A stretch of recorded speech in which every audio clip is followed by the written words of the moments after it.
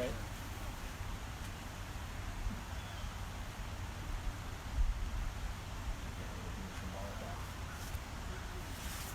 Shot a moose one time. It was only 70 yards. And we quartered it and brought the quarters out. We were like, you can't move it. Right? It's not going over there.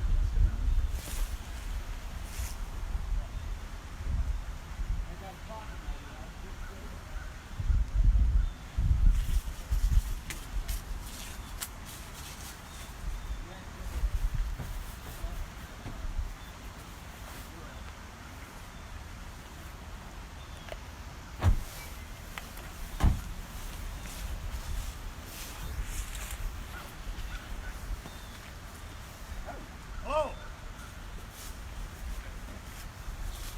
Alright. That leg don't hurt now. The leg don't hurt now. Yeah, it does. Hey, talk to you later. Love you. Is it live? We get to kill it?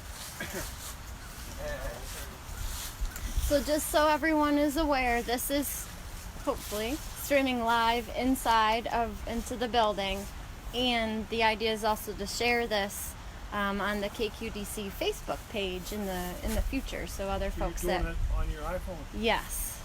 So, in other words, keep it clean? That means Yes, and I just got confirmation.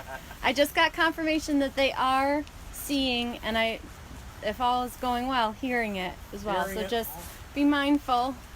That's quite the selfie stick you got. You're on candid camera.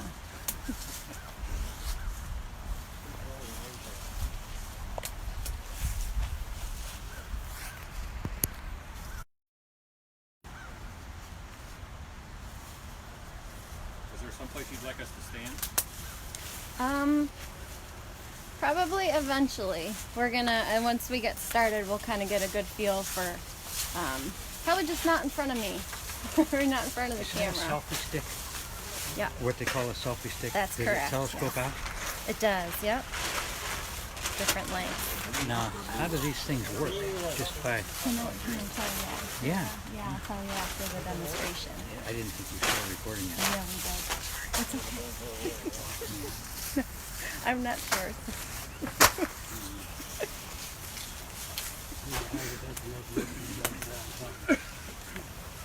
Could be true. You know, my brother John taught me that you can fix anything with a hammer, but I never thought of using one for a deer.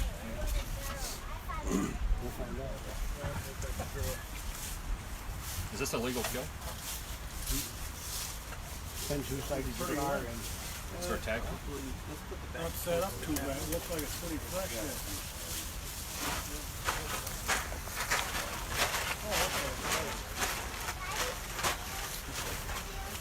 I missed it. Oh, you're fine. I was here a couple years ago when they did all this. A few more people from the Yeah. research they had done.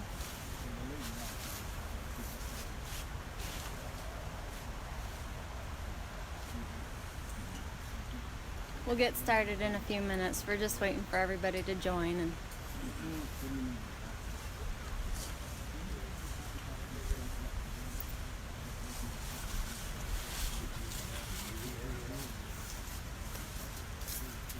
primarily. We have a pretty good game on U.S. Steel, chunk of property in northeastern, northwestern. Right, he retired. Go ahead. Units 314. And they abandoned it. Western Pennsylvania Conservancy. That's a big game. I used to come down to Warren. I think it's all deep for 15 years. And it was 142.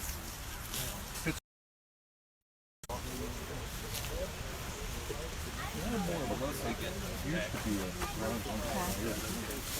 People still see it down here.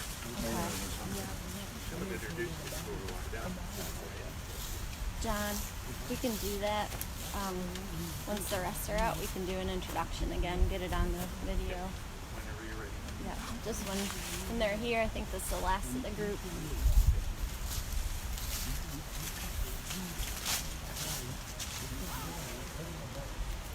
Yeah. I did miss this. Are you going to post this then? Yes, this How will be soon will you, posted. how soon will you get it up? I'm not sure. We may need to do some editing, because this is live and recording right now. I shouldn't be talking to you. Over the years. Try to limit that. Well, you'll. But you still do it here too. Yep. Yep. Right here, Ben? Yep. That's great. Okay, folks, I'd like to introduce you to Merlin Benner. Merlin Benner is a wildlife biologist who works for the Bureau of Forestry for years and for other agencies, and now he has his own company. What's the name of your company? Wildlife Specialist. Wildlife Specialist. He does a lot of counseling, counseling work. Does a lot of work for all kinds of outdoor projects, and he has also deboned deer in the woods for himself through the years, and has told me that he could do this in like a half an hour, right? Oh yeah. Somewhere in that neighborhood. So we'll get right to it. Merlin Benner and the deer. Okay.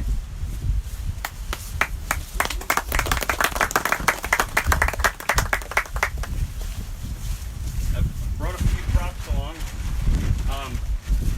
We have the deer on a tarp here just to make it nicer for me to work today. But normally I don't take a tarp with me in the woods. I usually just take something this big or less of stuff and a bag to put the meat in, and then I put it in my backpack. So you'll see us use these. We'll put the meat into the bag to get it home, and then of course you split it up and you get it cooled down and appropriately packaged, but this is just to get it out of the field. In here I have very few things, but being that we're talking about CWD, I brought some gloves for wearing while deboning the deer, and I'll put them on shortly. And I have some wipes, and that's about it, and a plastic bag. And I brought the plastic bag. I intend to reuse that to put the lymph nodes in. I want to show you what they use, what they check to test for CWD. So we'll actually, after we debone it and get the meat off, we'll open up the throat cavity and get you to the lymph nodes and show you where they get the matter that they use for testing. So that's what that's all about. So it doesn't take a lot of gear to do this, and a pocket knife or a hunting knife or whatever. I haven't decided if I want to use my hunting knife or pocket knife yet.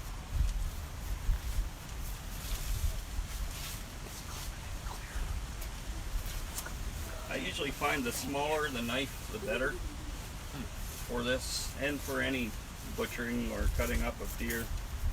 These big knives are impressive, but they're dangerous, and you're likely to cut yourself worse than you'll hurt the deer at this point.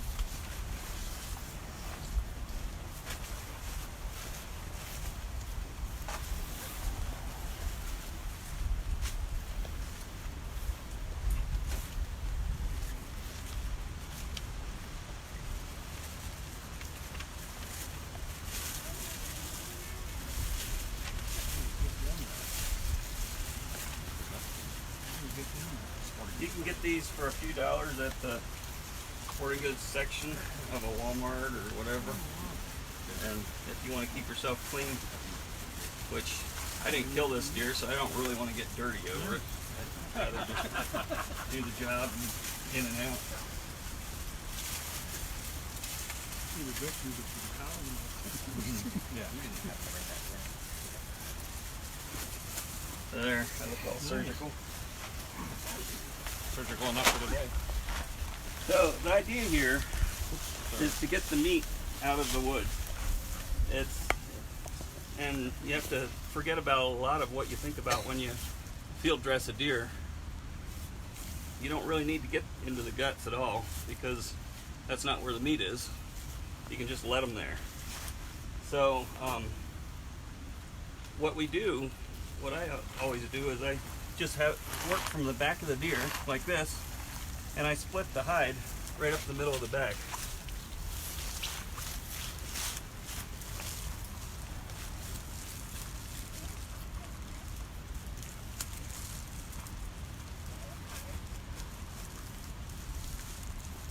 You mean you're just cutting right down through the skin? Yep, yep. Okay. Yeah, I always come from underneath and cut outwards so that I'm not dragging here into the meat as much. Because you like to keep it as clean as possible. It still will require washing before you package it, but it's going to be a lot cleaner this way than most ways that you do a deer.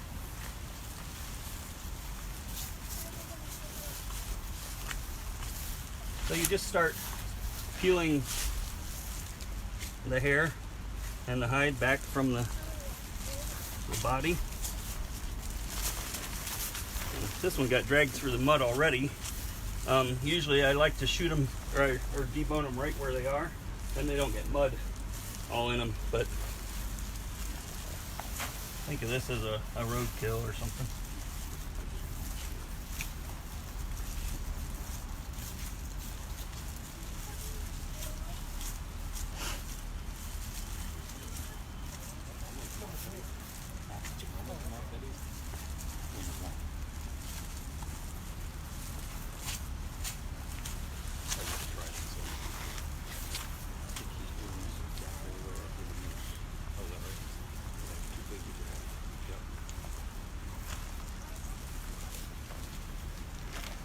So we got a little mud in there, but that's what we're gonna have to live with.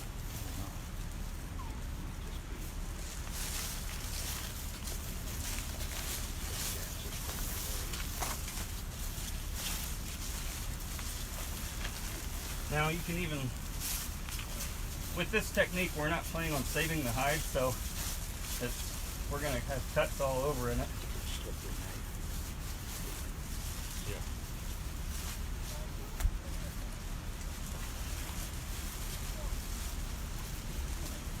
If you were doing a buck that you wanted to tape out and get mounted, you'd cut the hide off back here and peel it back this way so that you can still take the head and neck out with you.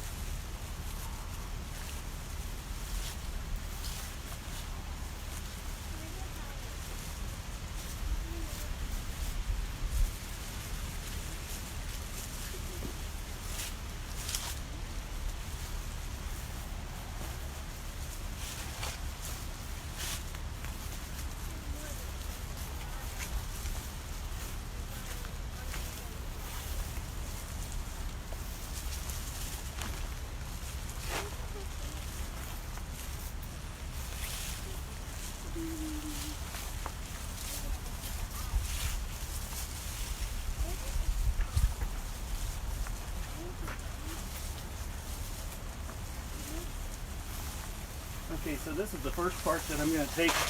I'll take a front shoulder out.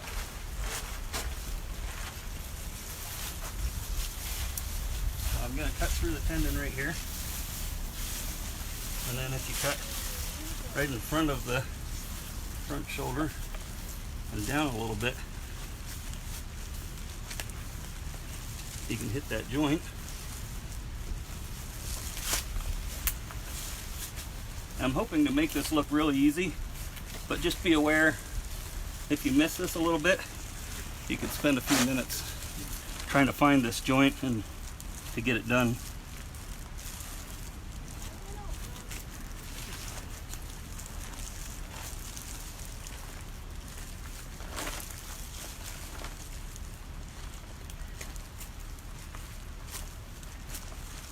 There we go. So that's separated from the shoulder, the upper leg, separated from the lower leg.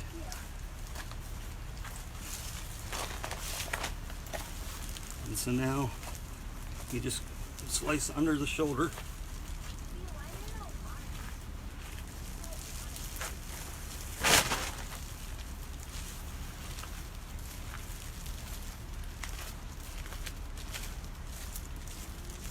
And just like on people, the shoulder blade isn't attached with a joint to the rest of the body. It's just kind of free floating, held there by muscles.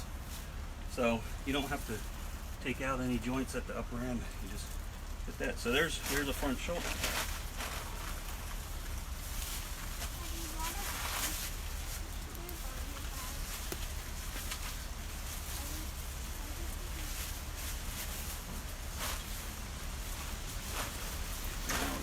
sinew on back. And you wouldn't have to cut all this way down because I typically don't save the flank meat myself. It's just very, very, very tough and not very good to eat. If you do, you could get that right here. But what I'm doing is working towards the hind quarter here.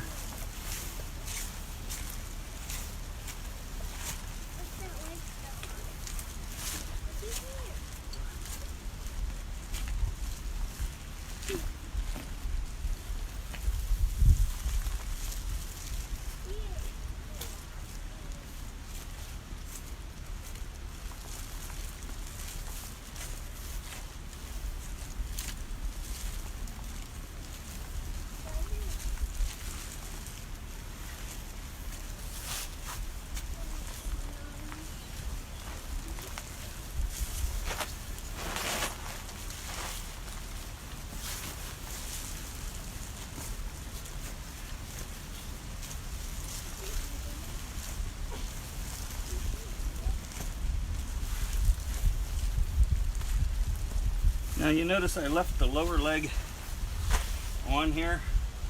That's just full of sinew also, and it's pretty much inedible. You could grind it up into burger and have some really tough burgers, but I don't. If I need more deer meat, I'll harvest another deer rather than eat these parts. It was great in stew. That's me. Some people may not like that. Hawkins stew is good stew.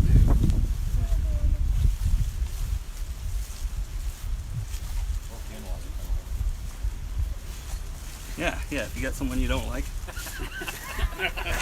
save it. Take it with you. Feed it. Excuse me?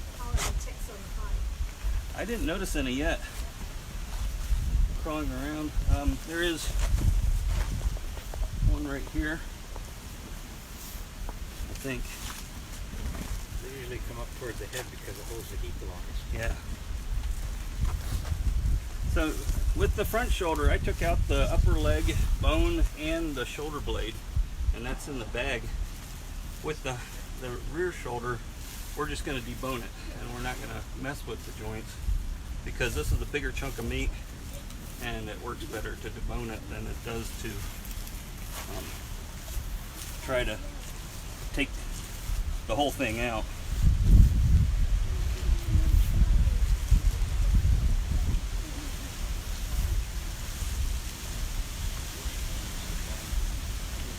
So I'm making some cuts above the joint right here and getting down to the femur underneath, and you can see the bones starting to show up in here.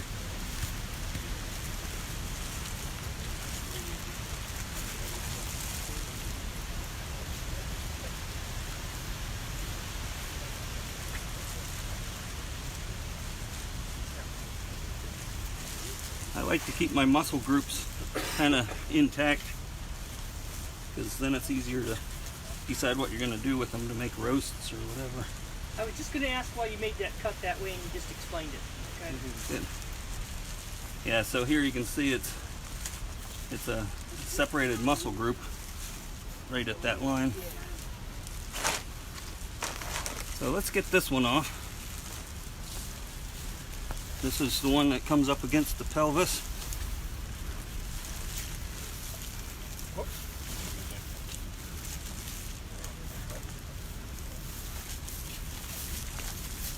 And right here I have a piece of, you can feel there's a hard spot right there.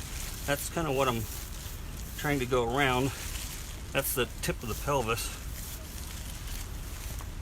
So I want to cut along that edge, get close to that, and then just following bone inside there.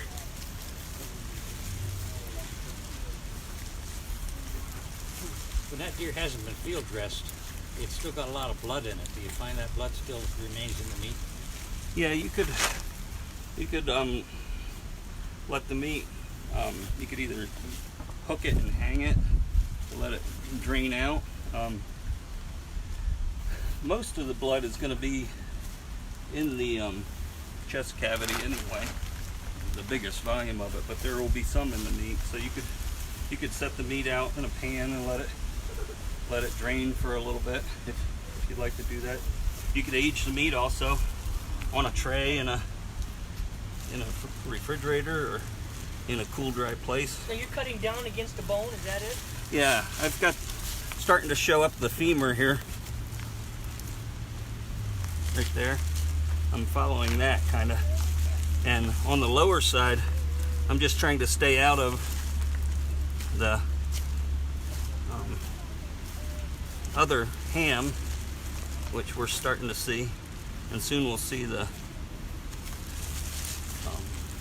anus and the end of the large intestine there. So we're going to take this one out.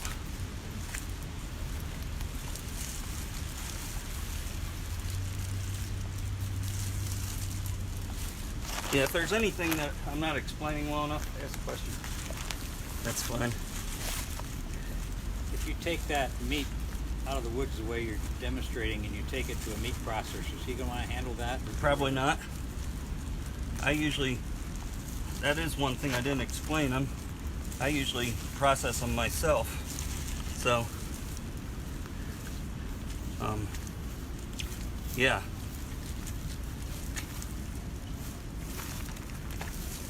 So there's half of the ham, the back half.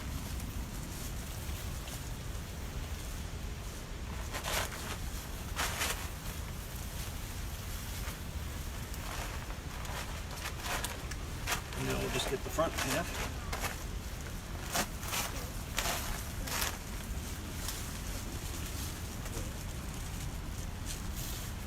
Okay, so right here I've got the tip of the pelvis.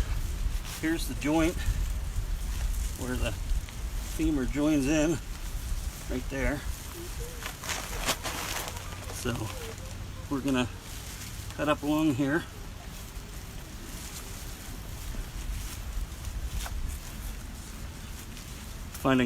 Just kind of following the pelvis here.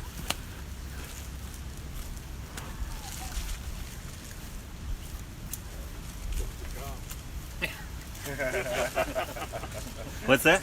Here comes the cop. For having a pocket knife on campus? Probably. I'll drop it and run.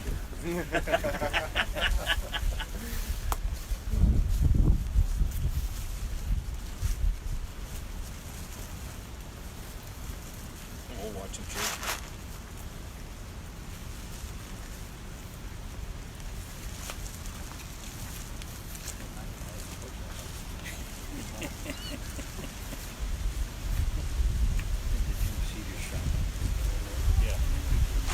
There's the rest of the hind quarter.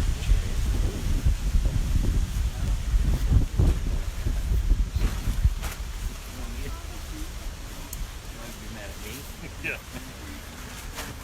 Okay, so we have the front shoulder. We have the ham. Now we need to get the back strap from this side, the sirloin. And to do that, I always just cut down towards the ribs along the edge, and you'll see a big muscle starting to show up. That's the sirloin, and it runs on either side of the back bone. Is there a reason you don't take that out first? Just because the front shoulder lays over top of it, Okay. and part of the hind quarter lays over top of it. Yeah, just makes it easier.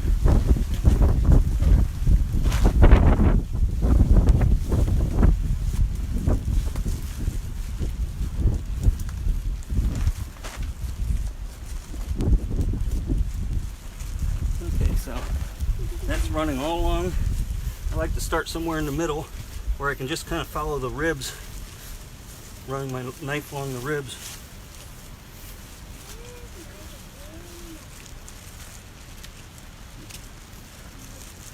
Looks easy, doesn't it?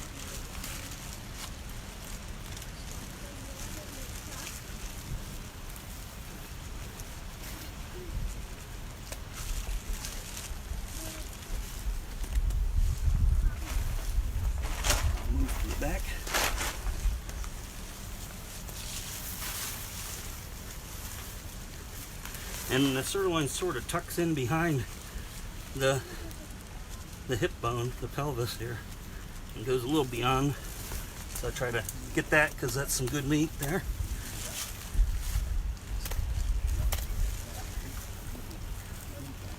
So you're actually separating that muscle from the backbone. Yeah. Okay. Yep. From the ribs up here and the backbone on the lower side. And that's the fillet or the sirloin.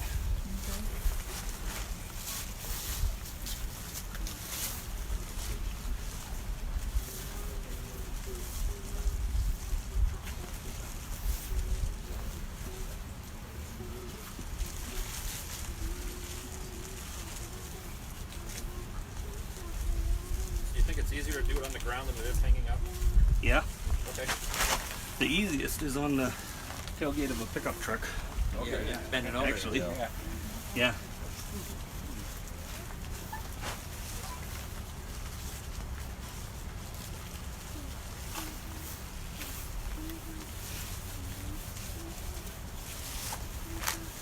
So there's the sirloin.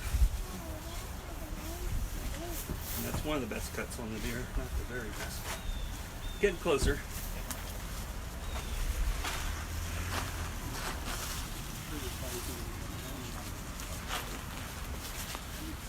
Oh, thank you.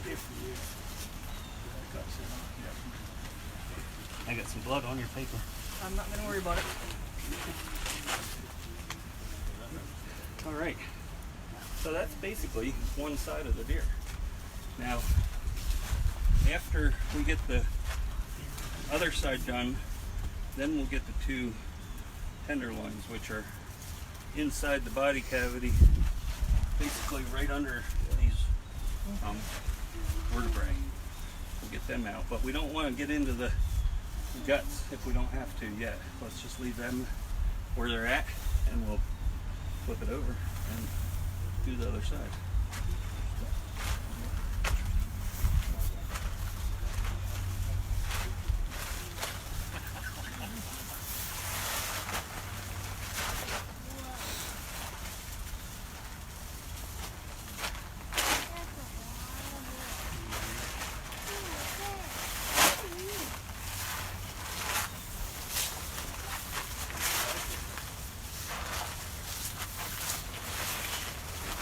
People wanting to help, but Is there a reason you flipped it over that way rather than the other way? Take its legs and go over that way? I wanted to keep, I don't know. Seemed like the thing to do.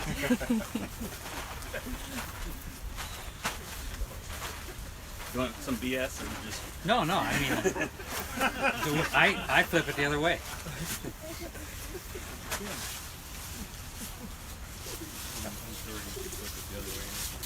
Because I'm under pressure. There you go, good answer. Usually when you're doing this, you don't have to give a tutorial. Yeah. There's no crowd of onlookers. Unless you shot it in a suburban setting or something. Then you got all the protesters and everyone else.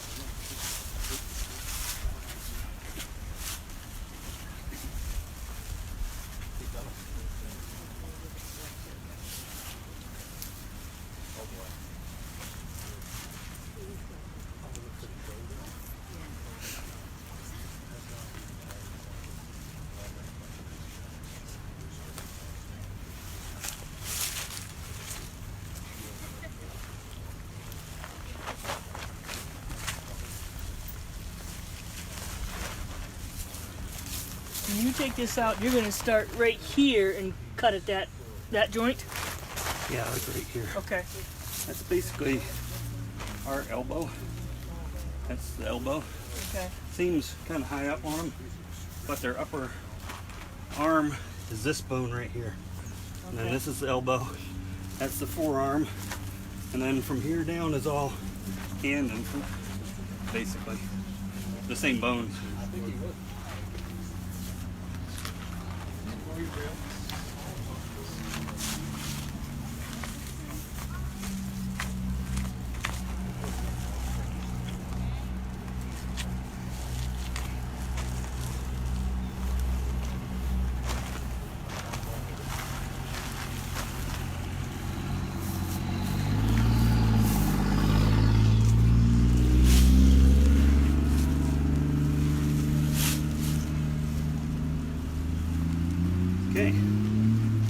ready to do the front shoulder again.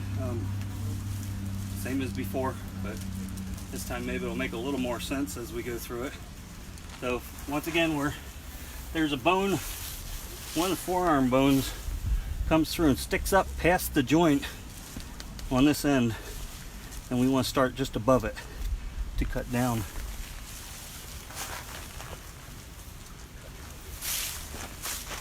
Then we go across right below the joint to get below that, cut the sinews on the side of the joint.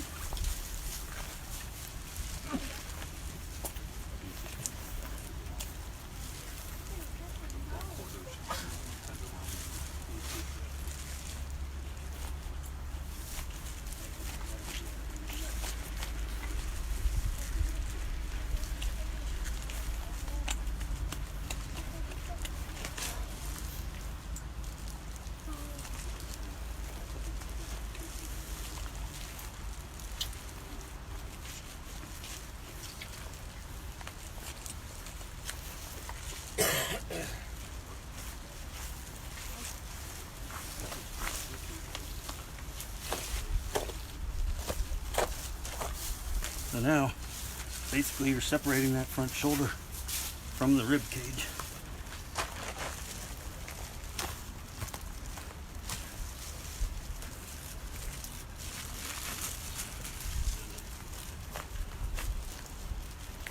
Those bones in the front shoulder, they're not considered part of something you can't transport across the state line or something? They shouldn't be. There shouldn't be spinal cord or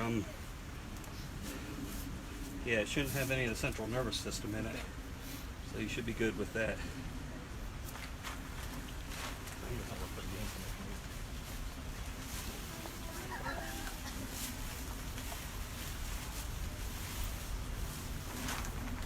Okay. Front shoulder.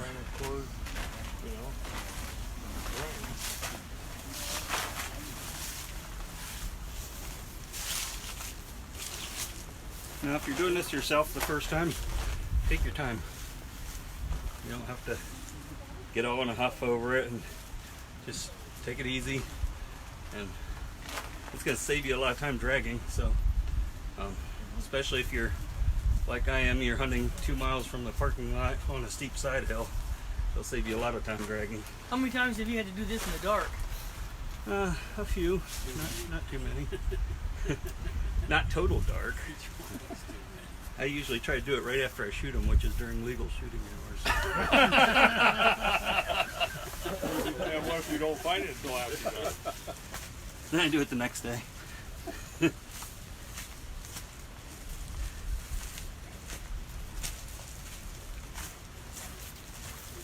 I still drag deer out though. And if it's near my house, I take the deer whole. I don't even field dress it. And I just hang it up and put the guts into a 5-gallon bucket. That's a nice way too, if you're close to the house. So, yeah, for that.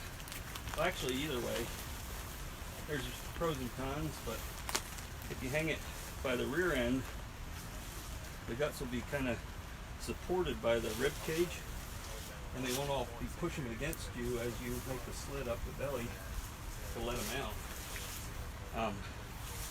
And then you can kind of scoop them out and throw them into the bucket a little easier. If you do it the other way, they come out on their own weight, but then you have to be careful that you don't puncture them with your knife, and that's a little harder. So depends, I guess, what mood I'm in, which way I do it.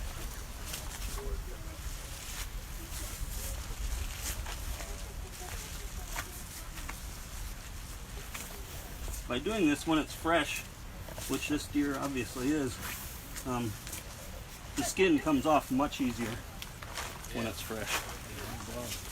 If you try skinning it after it's been hanging for 3 or 4 days, Yeah. No. it's not as fun.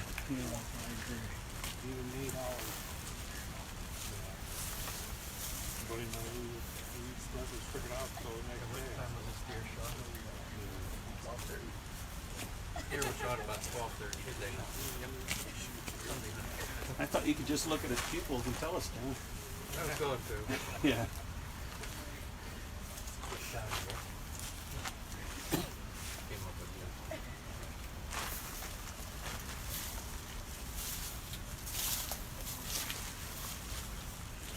Okay, so we got the hide peeled back from the hind quarter. So once again, we'll make the cut above the joint here from either side to get into the femur, which basically follows this white line that you can sort of see right here that separates the muscles. That's the line of the femur. Is that a normal amount of fat? No, that's low. Yeah, I'd say that it came from an area that she's an older deer, I think, and this time of year she might have 1.5 inches of fat. That shouldn't be brown, it should be white right here if she's in great condition. So I'm not saying anything negative about where she came from. I'm just saying out in the woods this time of year they probably have more fat. So you'd actually have to peel some of that fat away, and it would be kind of sticking to your knife blade. I haven't had any of that to deal with, so that is another reality check. So here's the joint, and basically I look for where it changes angle here, but also there's a hard spot right there. That's like the kneecap, and then you just start cutting in just above it till you hit the femur, which is right here. Then you can come up along the femur, separate these muscle groups.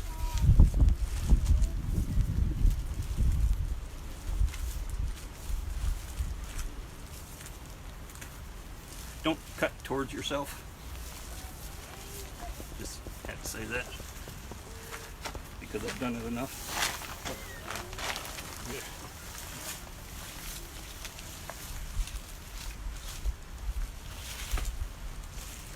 Okay, now I'm heading for the upper end of, I'm sort of doing this in reverse from what I did last time. I started at the back and came forward. I'm coming from the front of the pelvis right here, and moving back.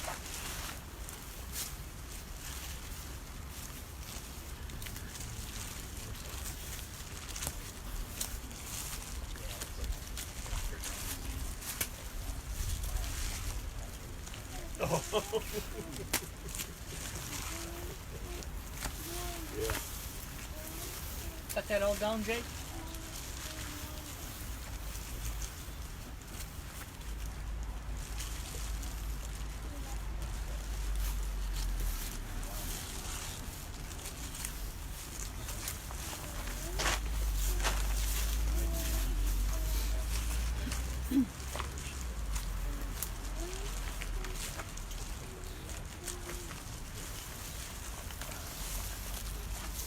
So there's the front of the hind quarter.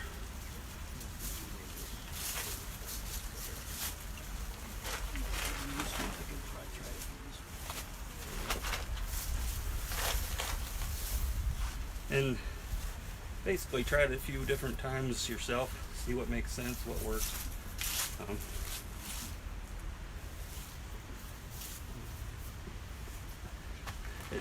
By cutting it one way or the other, you're not going to change the value of the meat. It's still going to be useful. So just pick whatever works the best for you. So now we'll take the back half off.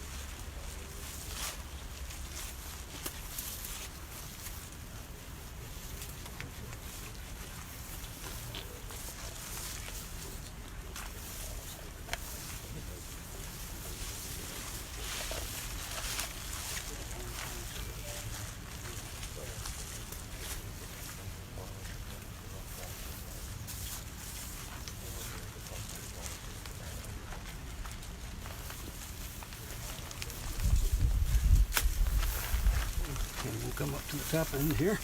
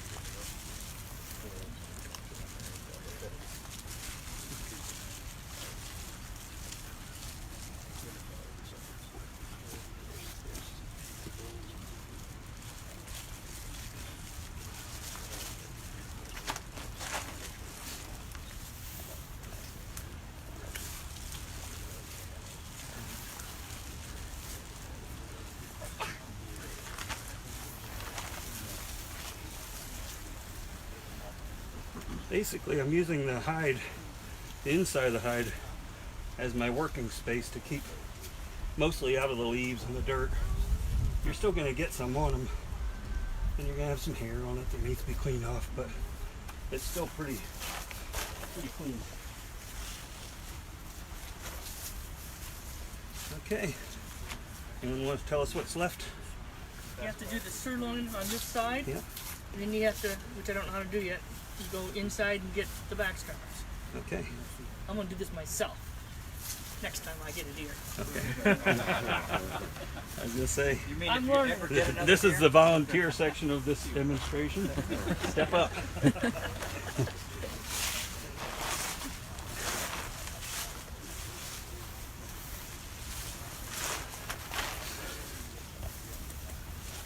There's the part that you said that you will have to have sent in to check for the wasting disease. Yeah, that's located right about there. So we'll get to that last. But yeah. What was that? But so far we're What was that question? the lymph nodes Oh, that are what CWD. they use for chronic wasting disease testing. But so far we're avoiding the central nervous system totally. We haven't gotten into it. I don't like cutting the head off because you're cutting right through the central nervous system. And then now you got that all over your knives and stuff. If the deer has CWD, you've hit other lymph nodes and stuff throughout the body does, so you still need to sterilize your equipment afterwards and throw away your gloves, which they're not staying up very well anyway. Oh. So far, it's a raincoat. I'll wash it off. Yeah. Put it in there.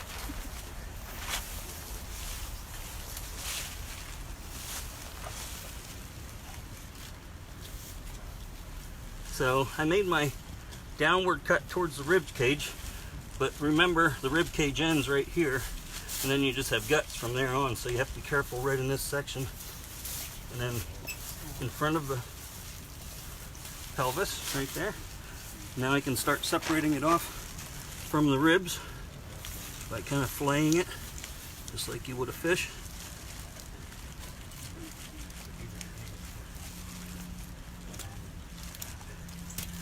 Now, one thing we didn't talk about, which I should mention, according to my interpretation, is when you shoot the deer, you tag it. Okay, so it's tagged now. Then you butcher it in the field, and then you fulfilled the two legal requirements that you have to tag it when you kill it before moving it, and the tag has to stay on it until it's processed. On the head. On the head, in the ear. Not just wrapped around the antler, that's not legal. It's got to be in the ear. So you got to take gotta the be head tagged. with you. No, but then after it's processed, I like to remove the tag at that point and take the tag with me to prove that I had a tag for this deer and the meat. It's been processed, so there's really no need to leave the tag on it anymore at that point. And if you leave the tag in the woods, you're littering. So and there's still someone going to write you a ticket for something if you're not careful. But this is to stay away from that scenario. Yeah. How about it? So basically we're trying to do it by the book as much as possible. And some of these laws, as you've heard, haven't been written yet. So there isn't specific regulation dealing with this other than you tag it when you shoot it and the tag stays on it until processed. Then as a final thing, I like to cover up the carcass with leaves and sticks, like Ben mentioned, keep the birds of prey from getting a lead bullet in them perhaps, and also keep other hunters from getting upset and worried that somebody might have poached a deer and took the meat and did it illegally. So if they don't see it, they won't get upset over it. I needed a breather. Too much bending over for an old man.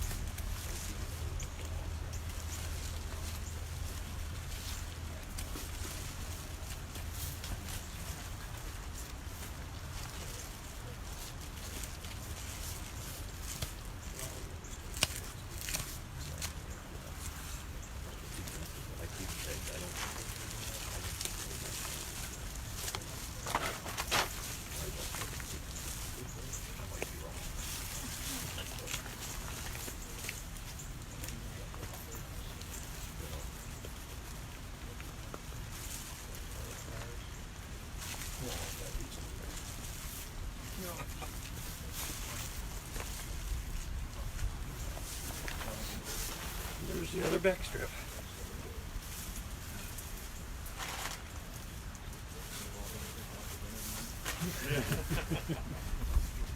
Okay, so that's most of the meat from this deer, and yet the deer looks fairly intact. It's mostly been emptied of the edible parts. Some people make liver pate, some people get the heart. To each his own. If you do those things, you'll know where to find them. We don't need to show you that here. But the tenderloins are important. Some people, oops, Oh, that's guts. hit something. Yep.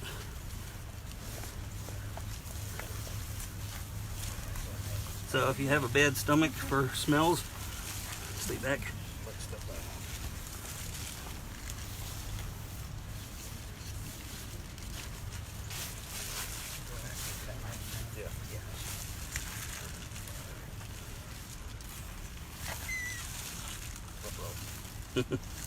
Gotta let that pressure out somehow.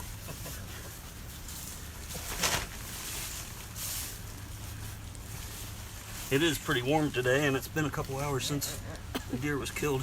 You okay, Colin? Been better.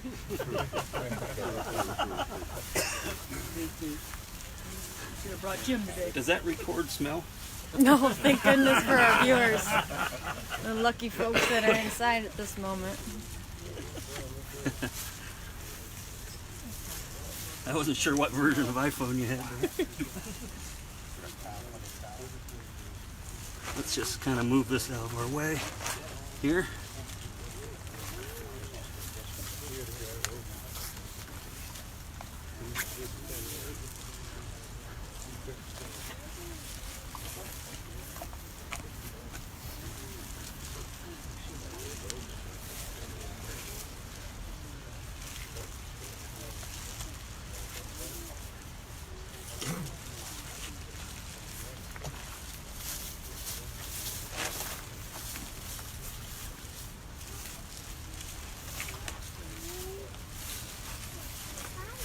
Okay, so we got the guts pulled aside, so now we can get at the back straps, or the tenderloins, which are right on either side, on the inside of the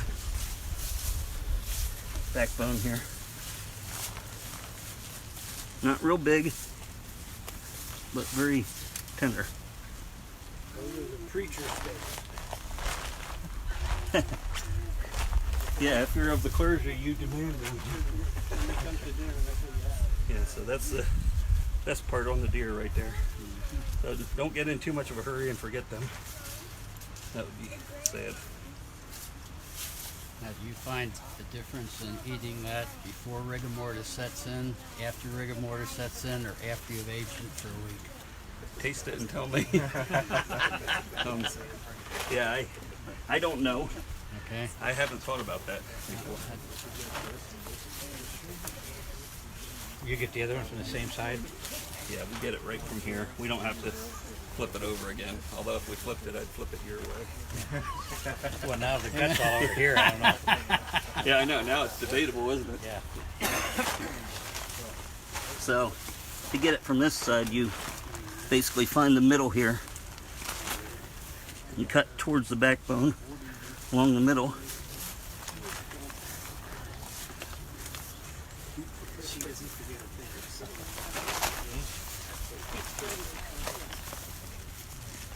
Well, I do that. Yeah.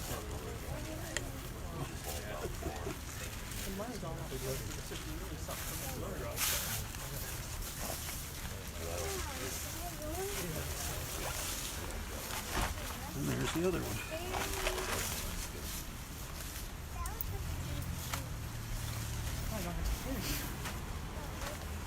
So that's usually about the size of a bag that you're gonna have with a deer. And I like to double bag it because I don't like the bag ripping in my backpack. It's just me. Some people may not mind that. But, anyway, let's move on to now looking for the lymph nodes. And these are called the retropharyngeal lymph nodes. That means So is that something that we have to do? no. No. Okay. But I can John, leave John it had big asked me. right like this. Yeah, John had asked me if they were testing this deer for CWD, what would they be pulling out? What would they be looking at? And there's two things. They can look at the brain stem and the central nervous system down to about the shoulders. They can do samples of that, or they can look at these lymph nodes, which they're easier to get to than dissecting the whole spinal cord apart and getting it out. If we're hunting deer that are not in any of the CWD areas, should we still be collecting those to have No. them tested? Well, that's up to you. That's personal choice. You could. I thought maybe they were asking for that based on some of the literature. Have your I deer don't know the tested, answer have to your what deer they've tested, asked for have your this deer year. I tested. haven't seen any. They're not press asking releases. for any heads out of the Okay. disease areas. Disease Outside of management disease areas. Right. Deer. Okay. Some Western states require you to submit these lymph nodes, however, and this is how you get them. Is there an easy way to get the heart out of that thing right now? Feeling it? Yeah. Yeah. Just reach right in here. Keep going. I already cut through the diaphragm to make it easier to get the guts out, but if you just reach right in there I'm and gonna pull. your glove up. You don't have to think about it. Yeah, but that's where the heart is. Just right there. And a little cutting, you could have it if you wanted. You want that one? You want me to show it? Let's show it.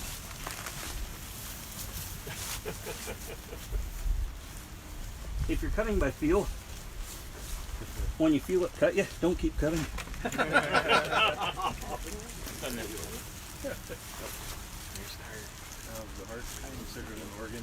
So this is, that's the pericardium that I pulled off, the pericardial sac, and this is the heart. Separate that, because you probably don't want to eat that part. And so there's the complete heart. I can do a transplant. Might be too late. Too late, it's in. Going home. Okay, now about the liver. The liver is, that's all this, right here, under the stomach. Right.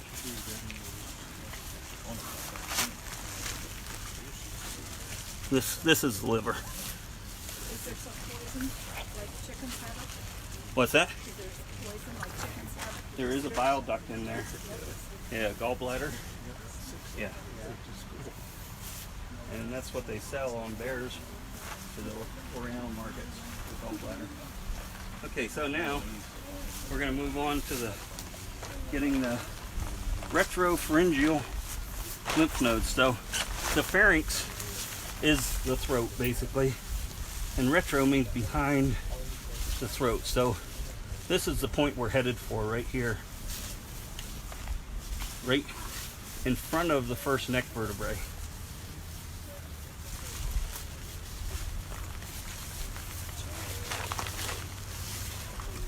There's really not any graceful way to do this. But basically you're coming down along the back of the jaw line. And I'll just overcut to make it cleaner.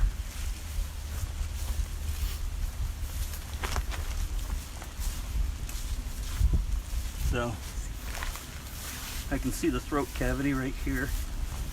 And this is where having the deer right on its back is probably the easiest way. Yeah, Even in though it case- doesn't have a back anymore. Took that from it. Case of the test, tell us one more time what those things are called. What's that? Retropharyngeal lymph node. There we go. Yeah. So basically, right here and right here.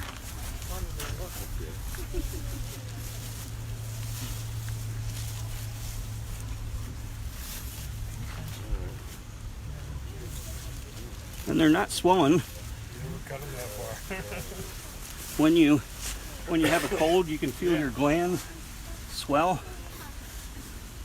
along your neck at the base of your jaw. That's your glands that would swell up. What are those connected to?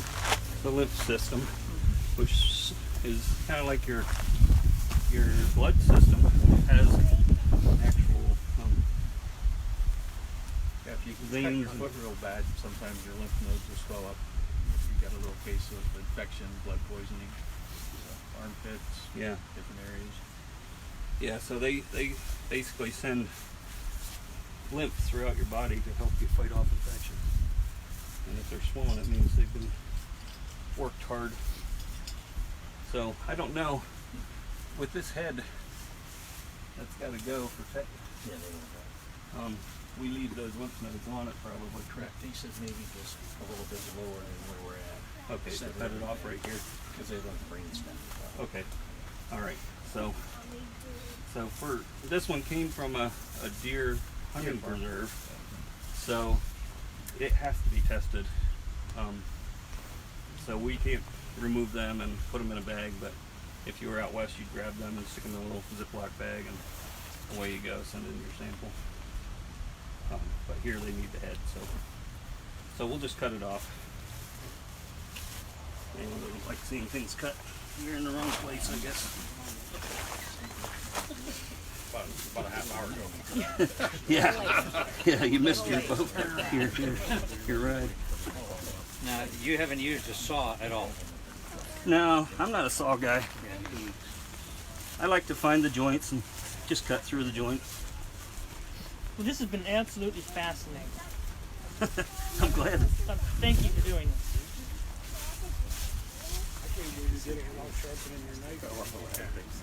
Well, if you can minimize cutting through hide, that's what dulls your knife the most, I think. So basically I'm searching for a break in this vertebrae.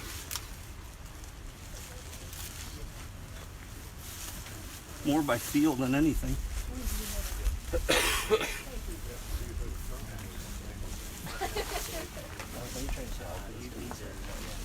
Yeah.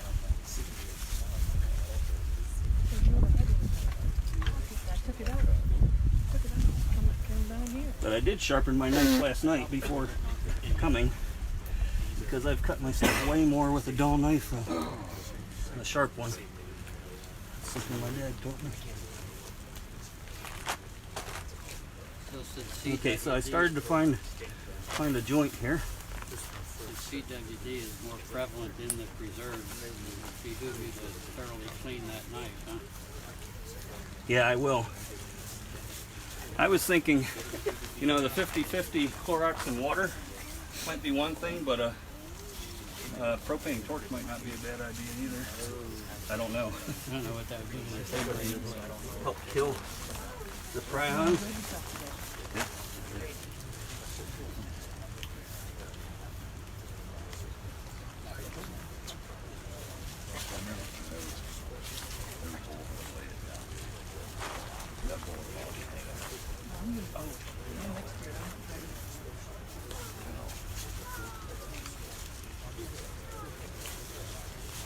Okay, so it's mostly free.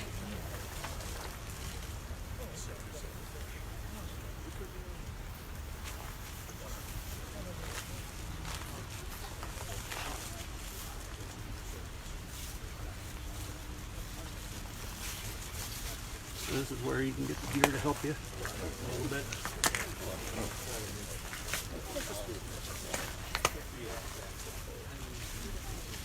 How did the deer help? By laying there? Giving you its jaw. Where are you going to take the insides now? Where are we taking what? Where are you going to take the insides now? Where are you going to put it? In the back of that truck. I don't know. It's not my truck. Someone else's truck. So there's the deer head. And once again, the lymph nodes are right there.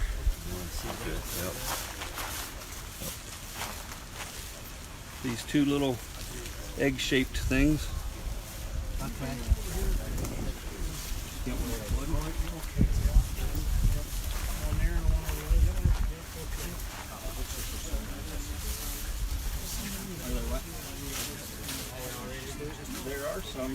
Yeah, I saw one in the hind quarter. There's space, like John mentioned in your right with that. Different places on the deer and on you. Yeah, they're like,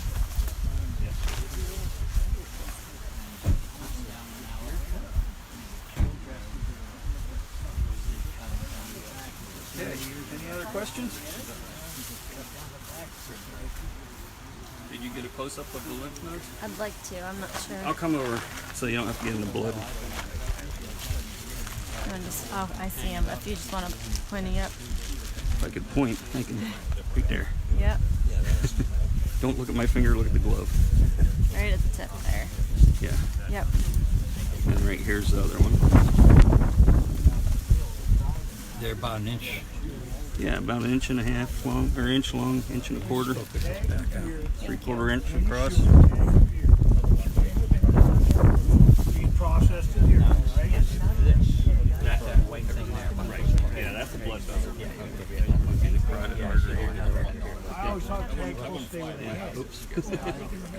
I got white Well, no, if in it's that dough, plastic bag. so I'm gonna leave it here. If it was fuck, I'd bring it out. But dough, I leave it all.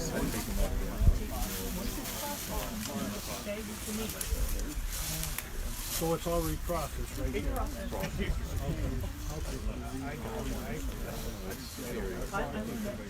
I processed it in the woods. Very enjoyable demo. Thank you. What's that? Yeah.